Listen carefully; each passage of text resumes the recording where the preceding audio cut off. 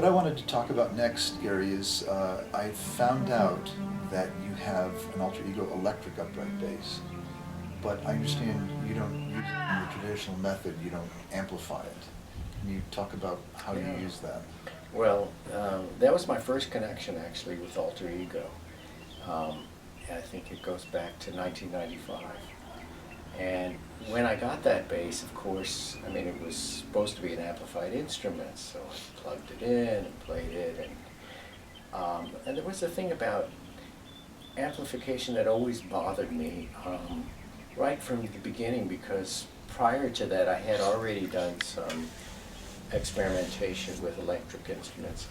And having the speaker even right behind you,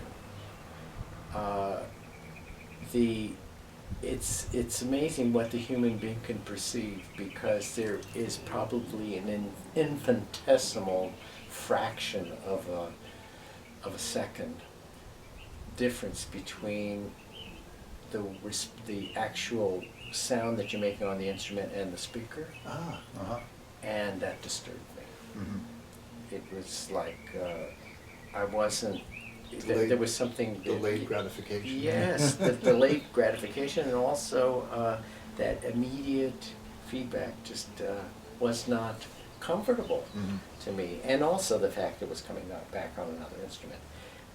However, when I unplugged it, I realized that, well, maybe my perceptions are slightly off, because the bass itself is vibrating like a normal bass. So it really, particularly in, well, the bow and the left hand, the only thing that you didn't feel to the extent that you would on a regular acoustic bass is the ribs leaning against your body. But the most important things for me was the bow and the fingers, and not the way you would think just play, but the way it vibrated, because I am very sensitive to that, and I